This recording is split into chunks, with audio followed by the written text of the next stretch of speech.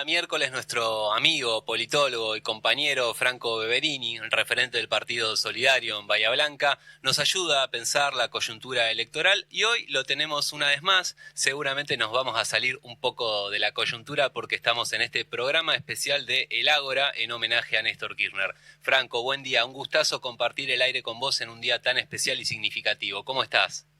Bien, Juan, bien, lo mismo digo. Muy bien, muy bien. Bueno, no puedo evitar preguntarte cómo viviste ese momento en que te enteraste de la muerte de Néstor, cómo reaccionaste. Ese día fue un feriado, fue un 27 de octubre del 2010. Sí. Yo estaba censando, es el último censo que se realizó. Sí. Y creo que lo puse hace unos años en algún tuit. A mí me tocó un barrio, el barrio Santa Margarita, toda esa zona. Uh-huh. Y había la verdad que, más allá de que, no sé si recuerdo que hubo una campaña para no abrirle a los censistas porque era Sí. el censo que nos iban a sacar datos para no sé qué cosa. Sí. La gente te recibía bien y había buena predisposición. Y pasé de una casa pasé a otra, toqué timbre, me presenté y la señora estaba con los ojos vidriosos. Me preguntó qué pasaba y me comentó en ese momento y fue la verdad que fue un espasmo, ¿no? Porque digamos, la irrupción de Néstor Kirchner del 2003 al 2010 fue, en términos políticos, fue absolutamente insospechado, absolutamente destacable, fuera de cualquier rango y me parece que digamos, lo que logró hacer, digamos, en términos nacionales en esos años fue muchísimo y la verdad que fue un impacto para todos fortísimo en ese momento. ¿Vos en ese momento ya habías estudiado tu carrera? ¿Estabas Claro. estudiando? ¿Ya estabas Sí. recibido? Sí, Y yo te quería preguntar, como politólogo y como militante, si tenés dos análisis diferentes de Néstor o si son dos visiones que se complementan, digamos. Y la verdad que es una buena pregunta, porque como politólogo, a mí lo que me tocó fue seguir un poco todo el proceso del 2003, cuando Duhalde quería hacer, pero pasa lo de Puente Pueyrredón, cuando empiezan a hablar de Reutemann, pero Reutemann dice que no, se empieza a pensar en De la Sota, pero De la Sota no medía, y aparece Néstor Kirchner en esa elección del 2003 que pierde frente a Carlos Saúl Menem, no sé si recordás. Sí. Pierde con Menem, y Menem luego se baja al balotaje. Uh-huh. Y el dato curioso, politológico, si se quiere, interesante, era que Néstor Kirchner asume con menos porcentaje de votos que desocupación.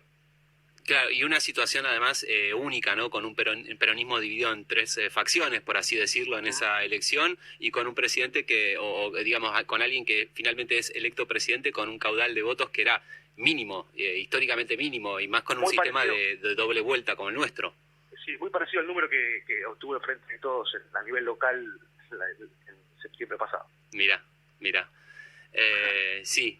Y bueno, como militante lo que me pasó fue que era 24 de marzo del 2004, estaba estudiando en el departamento que alquilaba por aquella época ahí en Buenos Aires. Sí. Una compañera me escribe, me dice, estoy yendo a la ESMA, ¿querés venir? Bueno, voy. La verdad que mucho tampoco sabía qué pasaba, yo estaba rindiendo finales, estaba en otro plan, digamos, más de estudio. Sí. Y tuve el privilegio de conocer a Néstor en ese día histórico.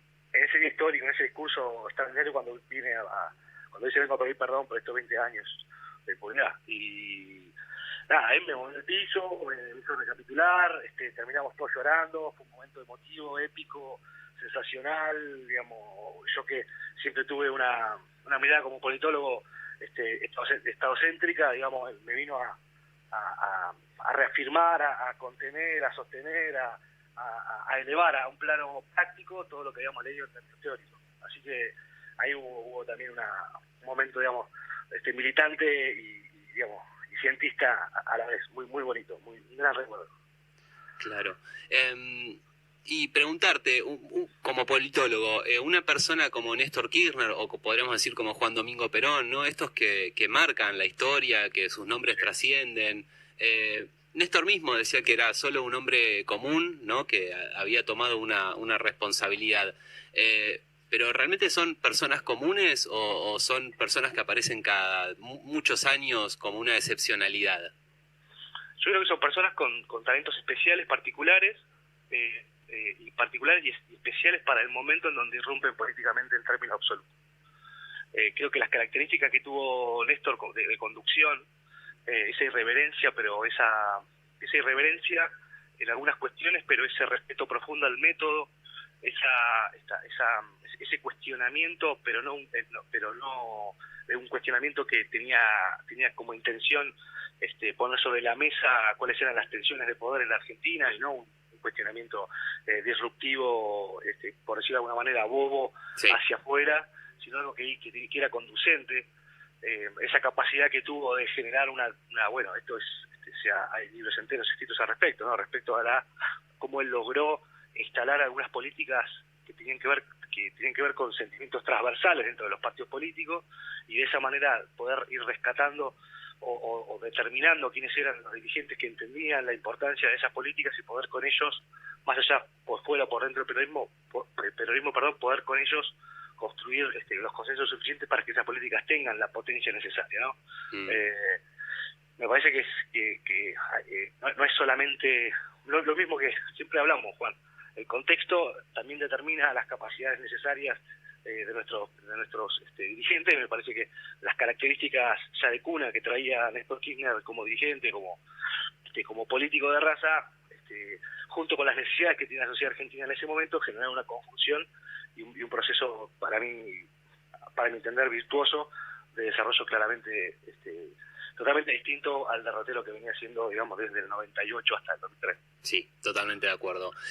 Franco, la frase "imitemos el ejemplo", ese viejo lema que está en la marcha peronista, que se ha renovado por el kirchnerismo recientemente también para homenajearlo a Néstor, a raíz, ¿no?, de esa frase, de ese pedido de imitar a Perón, a Néstor, la pregunta es: ¿qué tanto le podemos pedir a nuestros dirigentes o exigirles que se parezcan a los grandes o que los imiten? Digo, me parece que es una cuestión de encontrar un punto medio, ¿no? No podemos esperar que cada 2 años en cada elección el cabeza de lista sea un Néstor Kirchner, un Juan Domingo Perón, una Cristina Fernández de Kirchner, pero tampoco se puede tirar todos los principios por la borda. ¿Cómo encontrar ese punto justo? Me parece que te lo dije antes, Juan. A mí me da la sensación que las discusiones que son conducentes, la irreverencia que está anclada en ideología y en la necesidad de exponer frente a la sociedad cuáles son las tensiones con las cuales estamos viviendo, cuáles son las tensiones que tenemos que en algún momento definir para poder avanzar. Me parece que de eso se trata. Si hay algo que hizo Néstor Kirchner durante sus 4 años de presidencia, fue encontrar los nodos en donde la sociedad necesitaba un desarrollo, necesitaba una impronta, necesitaba una mística política para poder avanzar. Eso lo hizo de manera maravillosa, y me parece que además lo hizo mucho con los jóvenes. Logró generar una empatía, una cercanía con los jóvenes y sumar jóvenes a la militancia como hacía mucho que no pasaba. Y pensando de dónde viene en términos de proceso electoral, la verdad que eso era bastante poco previsible en términos reales, y él lo logró hacer. Entonces yo creo que hay todo un mensaje que es interesante levantar, digamos, tomar nota, que tiene que ver con que quienes ponen los votos, ¿no?, quienes pusieron el 48% en el 2019 son personas que están más cercanas a el desarrollo del trabajo, más cercanas a el desarrollo de las pymes, más cercanas a la valoración positiva de las cuestiones de los derechos humanos, de los derechos individuales, del desarrollo nacional, de la soberanía energética, de la soberanía alimentaria, y que nosotros no tenemos que olvidar de eso, más allá de que por ahí haya una campaña de todos somos Vicentín o todos somos X, ¿no? Sí. Me parece que las decisiones de Estado son decisiones de Estado que tienen la fuerza soberana y la legitimidad necesaria de quienes los eligieron. Así que me parece que si hay un ejemplo que podemos tomar, es eso. Y lo vienen diciendo muchas organizaciones de distintos sesgos políticos, pero vienen diciendo: si hay decisión política, acompañamos. Lo que tiene que haber primero es decisión política. Acompañar a cualquier lado, ya la militancia no acompaña. Clarísimo, Franco. Nos quedan unos pocos minutos y, bueno, te quiero traer un poco, sí, ahora la coyuntura electoral, porque el miércoles pasado tuvimos el debate de candidatos bonaerenses. Te quería preguntar cómo lo has visto. Ya, la verdad que me pareció bastante pobre, Sí, debo decirlo, me pareció que estaba lleno de frases armadas, ¿no? Esto que hablamos alguna vez de los sintagmas, sí, ¿no? Digamos, para dar un ejemplo, el ejemplo más claro de un sintagma macrista es se robaron un PBI, sí, ¿no? claro. Bueno, y ahora dicen papelaron en la Argentina, tampoco lo puede sostener. Sí, le pasó a Santilli en una nota que quedó tecleando en el aire, claro. Exactamente, no lo puede sostener porque son sintagmas que surgen, son frases que surgen de los focus group, que son estudios cualitativos, y ellos repiten como un mono porque es supuestamente lo que le va a dar pan. Me parece que fue un poco por ahí. Lo de Randazzo me llamó la atención, yo lo tenía más sólido como orador y porque también se trata un poco de seducir a través de la palabra, Sí, claro. los movimientos y los gestos. Cuando quiso ser agresivo quedó muy evidente que lo quería hacer, y me parece que finalmente pasó un poco lo que había pasado en el debate de Capital Federal. Digamos, se generó una sinergia entre Santilli y Tolosa Paz, Houghton y Randazzo ahí medio en el medio, Espert un maleducado, un violento, un misógino, Sí. lleno de lugares comunes, lleno de frases hechas. Estuvo peor que Milei, de incluso, pensamientos. uno podría decir.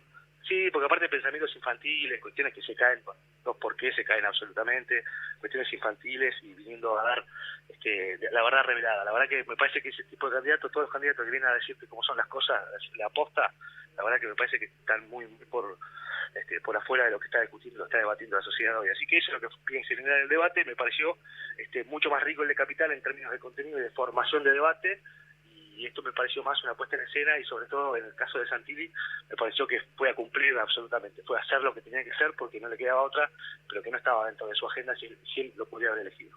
Sí, sí, es cierto.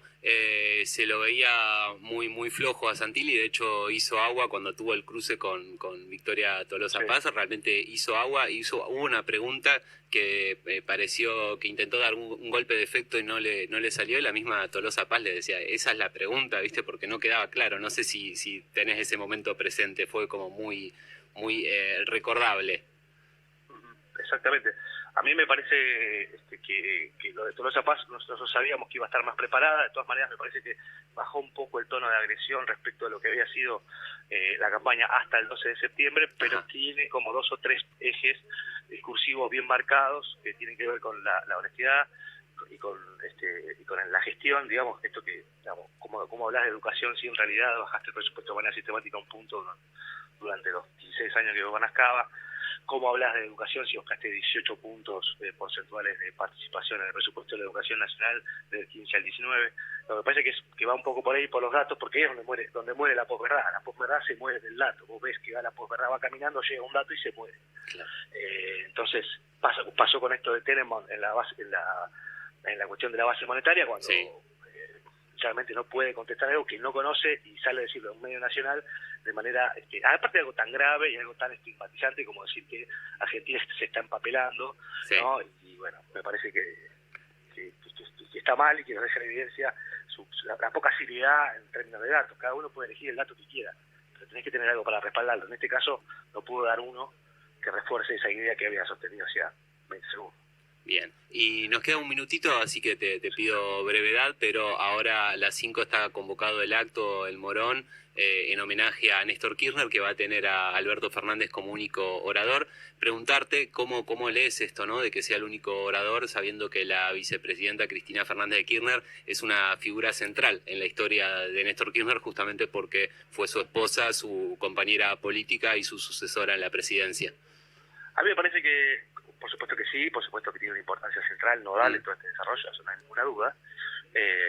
Recordemos que la 125 del 2008 tenía que ver con una impronta muy transversal y muy clara que había establecido Néstor Kirchner hacia ahí. Lo explica muy bien en su libro Mario Weinfeld, el tipo que supo, lo explica bien todo ese proceso, ¿no? Lo que pasó con la 125.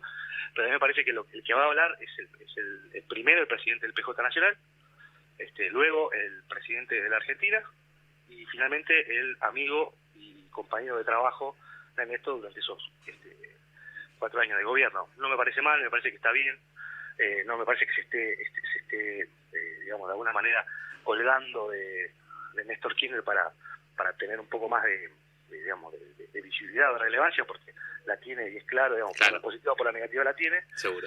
Así que me parece que sea lógico que sea él quien hable. La verdad, en eso no le veo yo un inconveniente ni una interna demasiado grave. Bien, bien. Franco, muchísimas gracias por esta columna en este especial en homenaje a Néstor Kirchner. Saludos, Juan. Un fuerte abrazo.